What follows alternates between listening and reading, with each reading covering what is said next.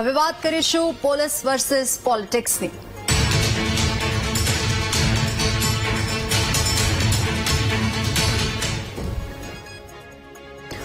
અમરેલી જિલ્લાના સ્વચ્છંદી પોલીસ અને ભાજપ નેતાઓ સામસામે આવ્યા છે। વિપુલ દુધાત પછી દિલીપ સંઘાણીએ પણ અમરેલી પોલીસ સામે મોરચો માંડ્યો છે। એસપી વિરુદ્ધ કાયદેસરની કાર્યવાહી કરવાની વાત કરી છે। પોતાના ગેરકાયદે વ્યવહારોને છુપાવવા એસપી સંજય ખરાત મનમાની કરે છે। દિલીપ સંઘાણીએ આ નિવેદન આપ્યું છે। સવાલ ઉઠાવનાર લોકોને જ પોલીસ ટાર્ગેટ બનાવી રહી છે। સાથે જ તેમને આરોપ લગાવતા કહ્યું છે કે આરોપીઓને પકડવાને બદલે લોકોને દારૂ ન પીવાની સલાહ આપે છે કાયદાના રક્ષકો। અને ભાજપ કાર્યાલય કેમ ચલાવવું એ પોલીસનો પ્રશ્ન નથી। જ્યાં સુધી જાહેર જીવનમાં છું ત્યાં સુધી ભાજપ કાર્યાલય પર આંચ નહીં આવવા દઉં। હું સરકાર અને પક્ષ બંનેને રજૂઆત કરીને પગલાં લઈશ। દિલીપ સંઘાણીએ આ નિવેદન આપ્યું છે, સવાલો ઉઠાવ્યા છે અને કહ્યું કે અગાઉ જિલ્લા પંચાયતના સભ્ય વિપુલ દુધાતે દારૂબંધીને લઈને એસપી સામે અનેક સવાલ ઉઠાવ્યા હતા। ફરિયાદની તપાસ કરવાને બદલે એસપી ઉદ્ધતાઈ ભર્યું વર્તન કરતા હોવાના આક્ષેપ કર્યા હતા। તો હવે એસપી સામે કાયદેસર પગલાં લેવાશે। દિલીપ સંઘાણી હવે મેદાને આવ્યા છે અને તેઓએ પણ મોરચો માંડ્યો છે। ભાજપ કાર્યાલયની આબરૂ પર કોઈ આંચ નહીં આવવા દે, કાર્યાલય સામે આંગળી ઉઠશે તો ચૂપ નહીં બેસી, આવું દિલીપ સંઘાણીએ પણ નિવેદન આપ્યું છે અને પોલીસ પર અનેક સવાલો ઉઠાવ્યા છે। પોલીસ સતત આરોપીઓનું રક્ષણ કરી રહી છે તેવું પણ ક્યાંક ને ક્યાંક આરોપ લગાવ્યો છે। દિલીપ સંઘાણી મેદાને આવ્યા છે। અમરેલીમાં પોલીસ અને ભાજપ નેતાઓ આમને સામને આવ્યા છે।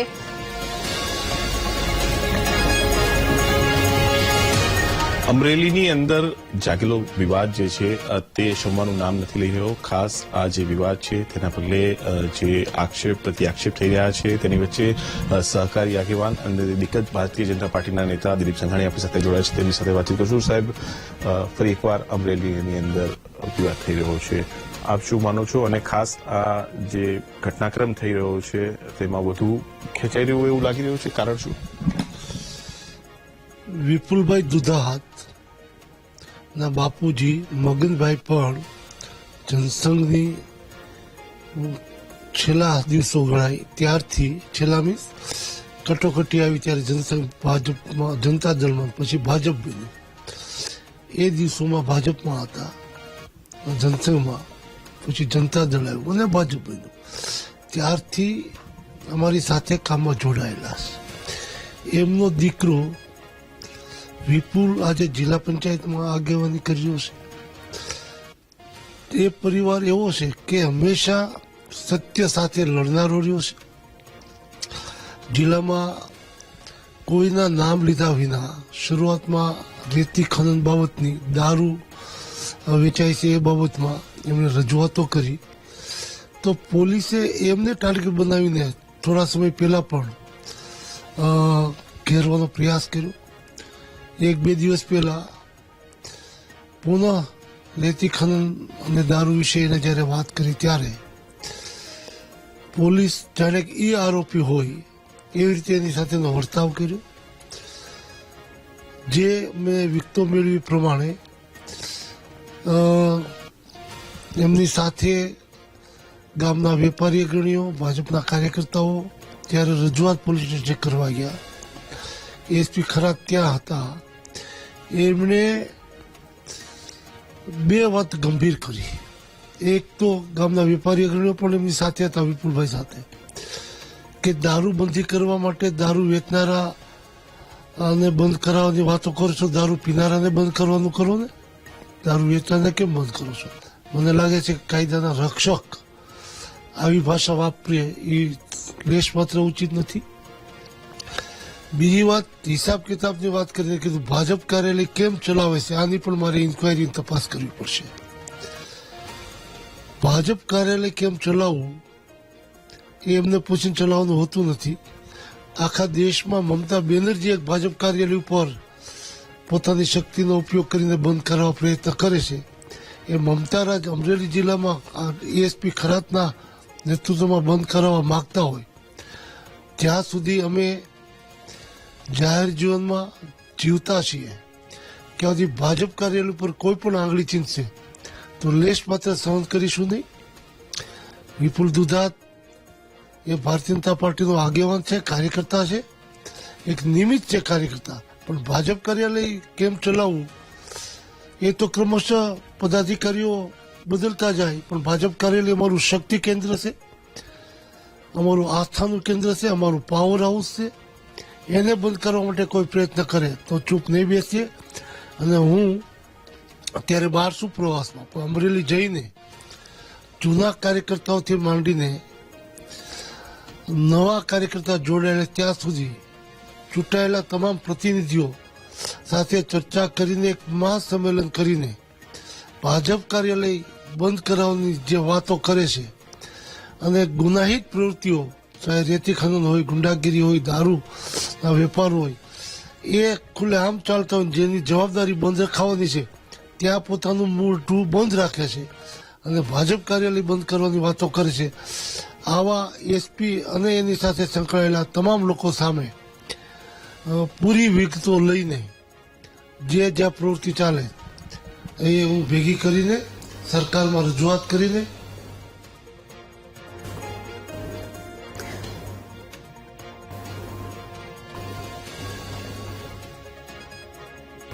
તો દિલીપ સંઘાણી બાદ હવે નારણ કાછડિયાના પોલીસ પર પ્રહારો જોવા મળી રહ્યા છે. વિપુલ દુધાત મુદ્દે પૂર્વ સાંસદ નારણ કાછડિયાનું નિવેદન સામે આવ્યું છે. ભાજપ કાર્યાલય ભાજપના કાર્યકરોના બળે ચાલે છે અને પોલીસની જેમ દારૂ અને રેતીના હપ્તાથી નથી ચાલતી. રેતી અને દારૂના હપ્તાથી નથી ચાલતી તેઓએ આ નિવેદન આપ્યું છે. રેતી અને દારૂના ધંધામાં પોલીસની એજન્સી છે. કાછડિયાએ આવા આક્ષેપો કર્યા છે.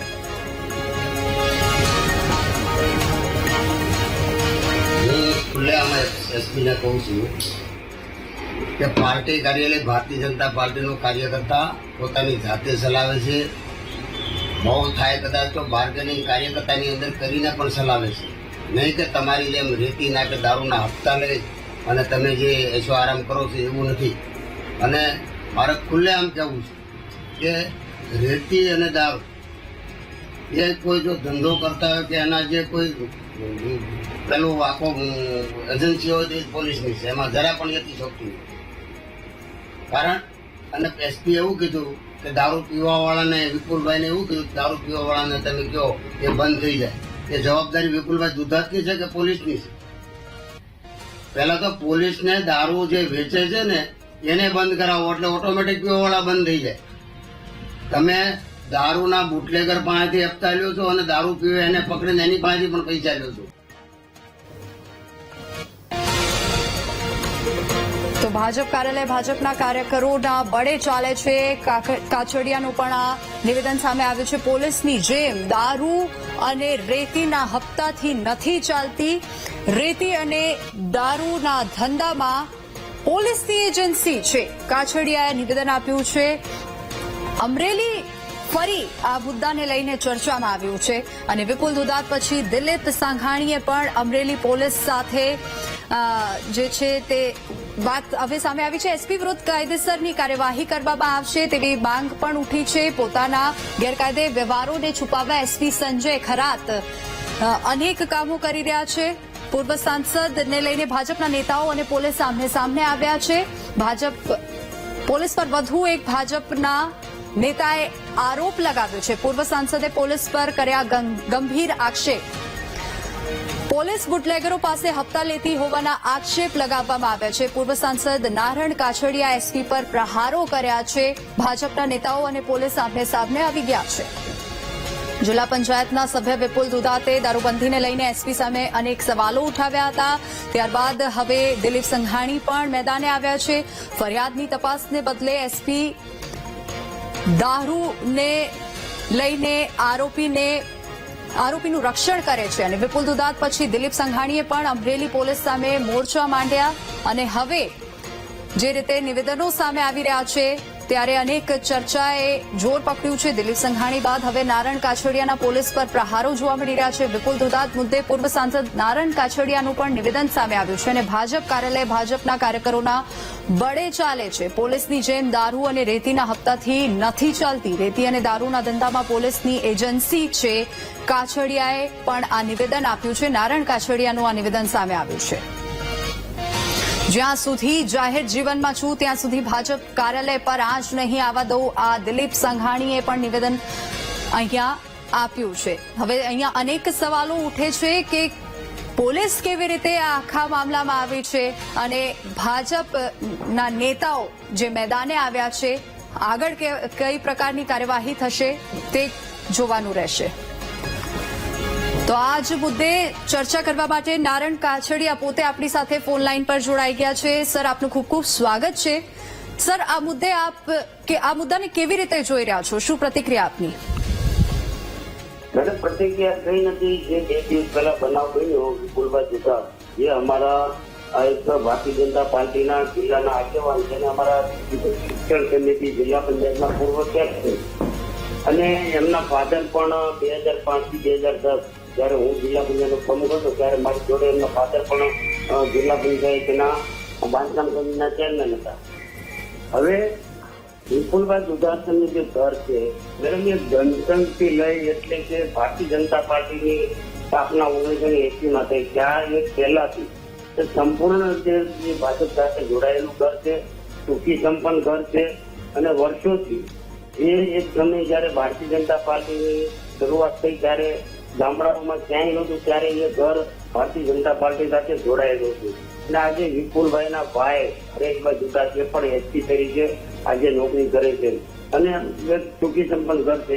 એમને જો દારૂની અને રેતીની રજૂઆત કરે એસપી સાહેબને કે પોલીસમાં અને સીધા એસપી સાહેબને ઇન્સ્પેક્શનમાં હોય અને એરિયાના તમામ આગેવાન, તાલુકા પંચાયતના પ્રમુખ, તાલુકા ભાજપના પ્રમુખ, જિલ્લા ભારતીય જનતા પાર્ટીના શિક્ષણ સમિતિના જિલ્લા પંચાયતના ચેરમેન ભીખાભાઈ ધોરાસિયા,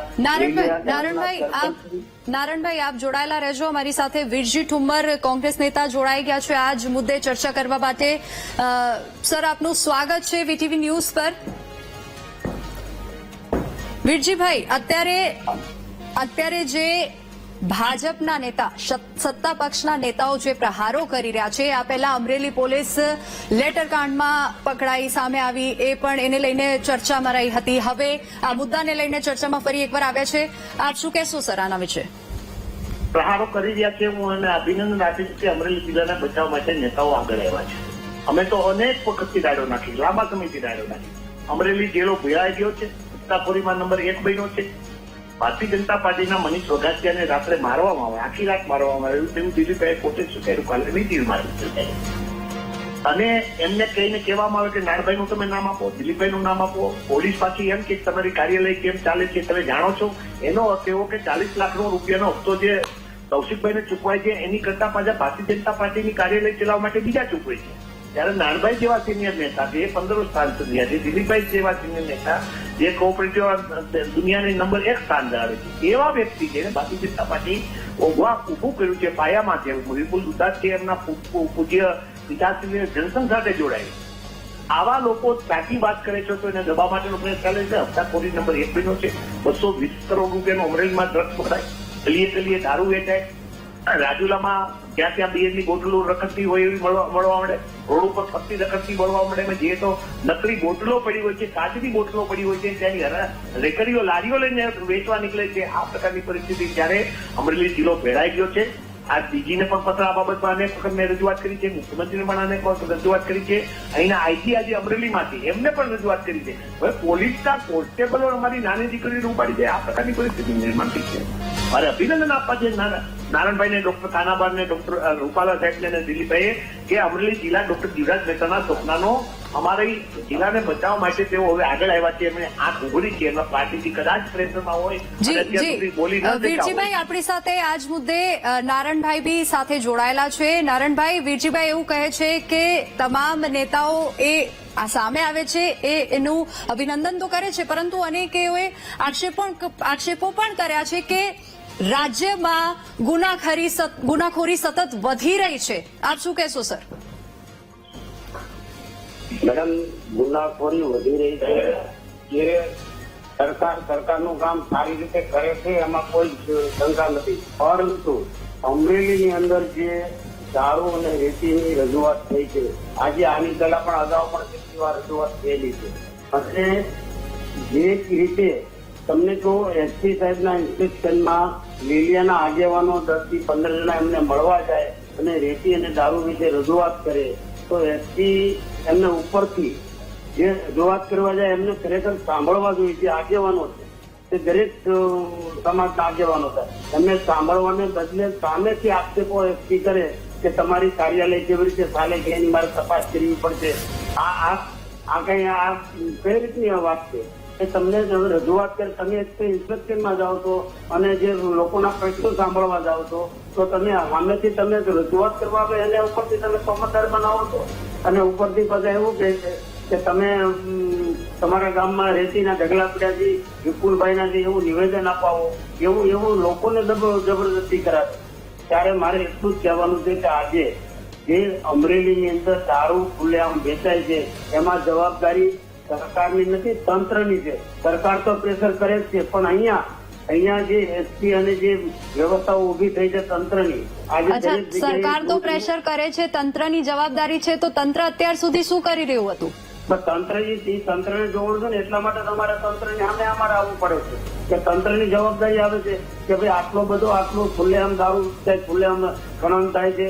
અને તમને કહું, ખેડૂતને સામાન્ય એક ટ્રેક્ટર રેતી જોતી હોય ત્યારે ચોમાસાની સિઝન છે, કોઈને ટ્રેક્ટરના ખેડાપાળા રિપેર કરવા હોય, કોઈને મકાન રિપેર કરવું હોય, તો એક ટ્રેક્ટર રેતી એને નથી મળતી. અને જો રેતી લેવા જાય પકડાઈ જાય, એ જ ગામમાં નથી હોય, એ જ ગામનો ખેડૂત હોય અને જો પકડાય તો 30,000 થી 35,000 રૂપિયાનો દંડ પોલીસ પકડી જાય અને એને જે ખાણ ખનીજને હવાલે કરે છે.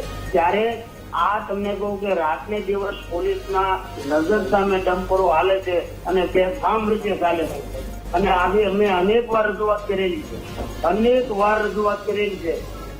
એનો પણ આધાર પુરાવો અમે લેખિતમાં રજૂઆત કરેલી છે.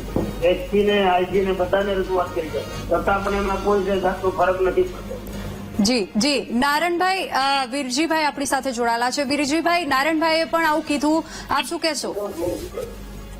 નારાયણભાઈએ કીધું સરકાર સારી ચાલે છે, સરકાર સારી ચાલતી તો નારાયણભાઈને મારે અભિનંદન આપવા છે. સુરેન્દ્રનગરમાં રેતીનું ખનન થાય, પ્રાંતિજના ધારાસભ્ય બલાત્કાર કેસમાં ભાગ્યા બેઠા થાય, પોલીસ સાથે કુંભમાં નાવા જાય, તમારા એક મિનિસ્ટરના 2 દીકરા 100 કરોડ રૂપિયા ગાંધી મનરેગા યોજના કે જે ગરીબ માણસોની યોજનામાં પૈસા થઈ જાય. માત્ર દાહોદમાં નહીં, બીજા જિલ્લાઓમાં પણ ભારે મોટા કૌભાંડ નીકળ્યા છે. તમારા હોમ મિનિસ્ટરના સુરત શહેરમાં રોજ ક્રાઇમ થાય.